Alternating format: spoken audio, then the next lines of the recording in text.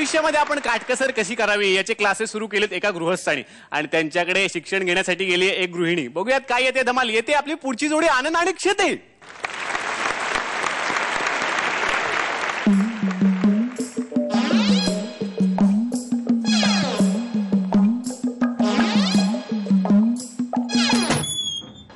ये आलीस तर तू माझ्याकडे काटकसर कशी करावी हे शिकायला आलेली आहेस. सर तुमच्या दारावर बेल नाहीये सर. बेलची काय गरज? हा उगाच वायफळ खर्च होतो काय? काही टेन्शन आहे? हो सर, तुम्ही एवढे इंटरनॅशनल ख्यातीचे माणूस, मी तुमच्याकडे येणार ट्युशन घ्यायला, मला खूप टेन्शन आलंय हो सर. पर्याय नाही, काटकसरीला पर्याय नाही. अनेक अशी उधळपट्टी करणाऱ्या माणसांना मी वठणीवर आणलेलं आहे हे काटकसरीचे क्लासेस काढून.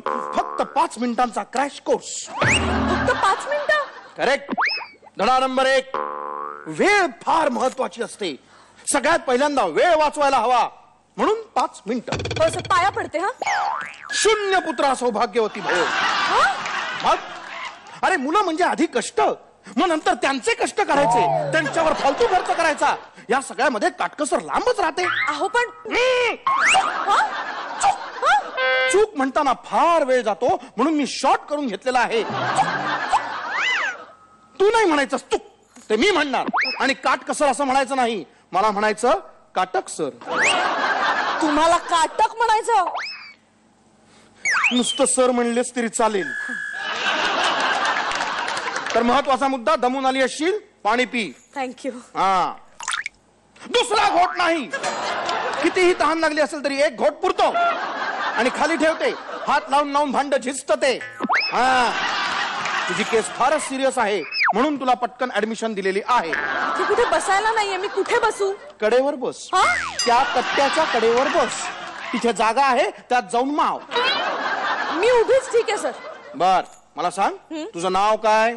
गंधा हरी लेले. अरे अरे अरे अरे अरे, काय ही शब्दांची उधळण. गंधा हरी लेले परमेश्वरा. त्यापेक्षा धारी ले एवढं पुरे. असं कसं? तुमचं पण नाव आहे ना काटक सर. ते माझं प्रोफेशनल नाव आहे. ते नाव सांगण्याचे पैसे घेतो मी.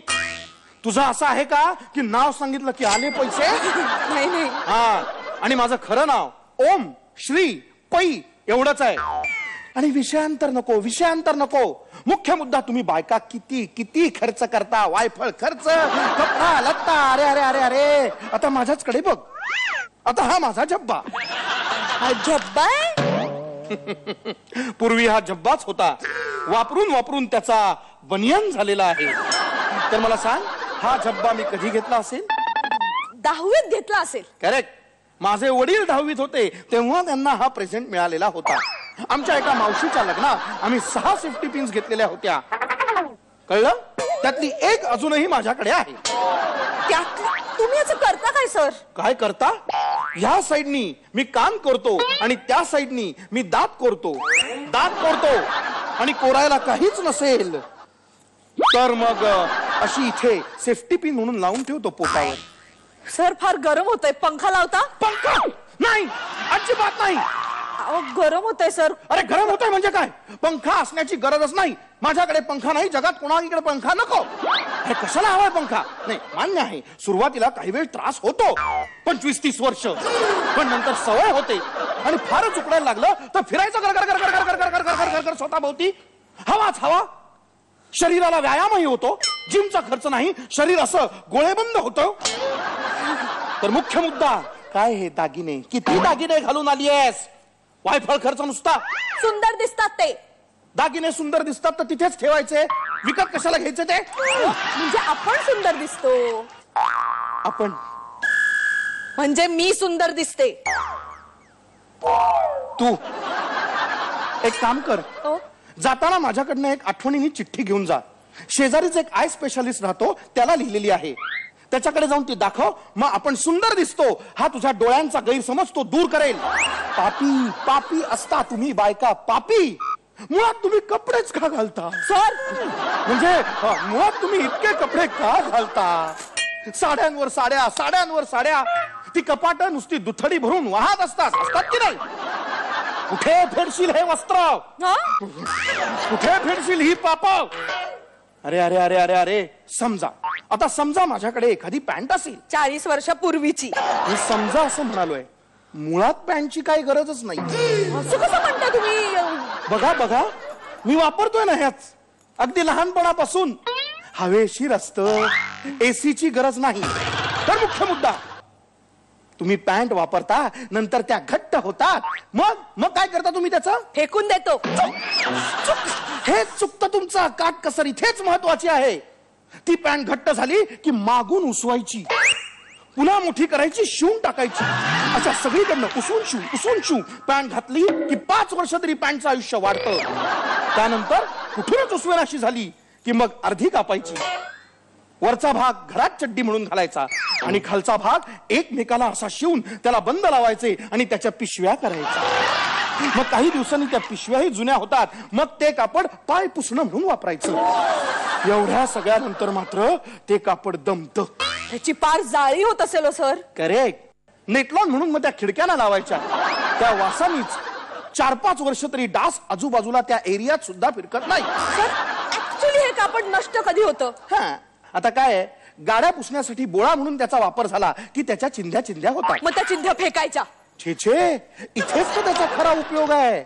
त्या चिंध्यांच्या वाती करायच्या, समयांमध्ये पणत्यांमध्ये त्या लावायच्या. झालं नाही, अजून थोडंच राहिलेलं आहे. मला सांग, त्या वाती जळतात, त्याची अशी मिंचट काळी राख खाली पडते, त्याचं काय करशील? फेकून देईन. मुळीच नाही, दंतमंजन म्हणून त्याचा वापर करायचा. हो हो हो हो हो, दात कसे स्वच्छ राहतात. सर तुमच्याकडे सुपारी आहे? सुपारी आहे माझ्याकडे, इथे आहे. जरा देता का मला? त्रास होतोय? हो. ओके, देतो. ठीक आहे, घ्या. थँक्यू. वाटलं बरं, काढ तोंडातनं बाहेर. गेली 14 वर्ष वापरतोय मी ती. रोज 3दा चोखतो मी ती. माझ्या वडिलांच्या अंत्यसंस्काराच्या वेळची आहे.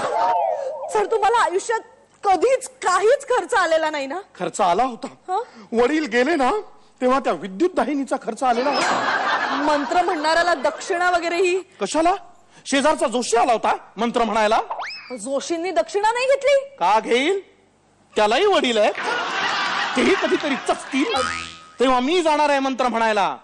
तेव्हा तुला कळलं काटकसर कशी, कुठे, केव्हा आणि का करायची. हो सर, आज 1 तारीख आहे. आजच तुम्ही मला हे ब्रह्मसत्य सांगितलं. Thank you very much. अरे बापरे, आज 1 तारीख आहे. हो. म्हणजे माझा जायचा दिवस. हो, तिथेच जायचा दिवस.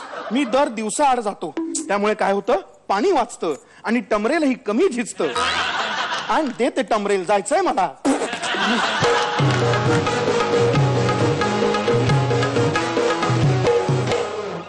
नको. पण काटकसर सर, एवढी काटकसर करून मला वाटतं तुमच्या बँकेत खूप सारे पैसे जमा झालेले असतील नाही? बघूयात आपल्या परीक्षकांना हा काटकसरी ऍक्ट कसा वाटलाय. स्वप्नील सर. खूप छान, खूप मजा आली. खूप एंटरटेनिंग ऍक्ट होता. एका वेगळ्या विषयावर. कोणाचा कॉन्सेप्ट आहे ना? कॉन्सेप्ट मिलिंद शिंत्रे म्हणून आपले जे लेखक आहेत त्यांचा होता. आणि बेसिकली काटकसरीवरती बरेच विनोद होत राहतात. तर शक्यतो ते बरेच बिलो द बेल्ट असतात. ते न करता त्यातल्या त्यात काय करता येईल काटकसरीवर. इंटरेस्टिंग, खूप एंटरटेनिंग. मला कॉन्सेप्ट लेवललाच फार आवडला. Kshiti, you also performed exceptionally well. This time Kshiti was giving all the reactions. आनंदच्या ऍक्शन्स होत्या, Kshiti was reacting to it. So तुमची ओव्हरऑल गिव्ह अँड टेक मला फार आवडली. आनंद, तू अत्यंत काटकसरी माणूस वाटतोयस आत्ता तरी. ह्याच्यात वाटतोयस हे महत्वाचं. Good job. God bless. क्या बात. निर्मितीताई. तुम्ही जी गेल्या 3 एपिसोडला मजा केली होती तेवढी नाही आली मला. बर. नॉट नेसेसरी की मी हा करून हसायलाच पाहिजे, पण 25 सुद्धा वाटत होते येतील असे, तसे नाही आले. म्हणजे तेवढी मजा नाही आली. तुमचा ऍक्ट झाला चांगला, त्या एक्सटेंट पर्यंत नाही गेला, एवढंच फक्त सांगायचंय मला. ओके, चला तर मग आता काटकसरे सर, बघूया तुम्हाला किती मार्क्स मिळालेत. स्वप्नील सर. 9 गुण. आणि निर्मितीताईंचे गुण करणार आहेत उद्या. तेव्हा उद्याच्या दिवसासाठी आणि पुढच्या सगळ्या परफॉर्मन्सेससाठी तुम्हाला खूप खूप शुभेच्छा. थँक्यू. थँक्यू.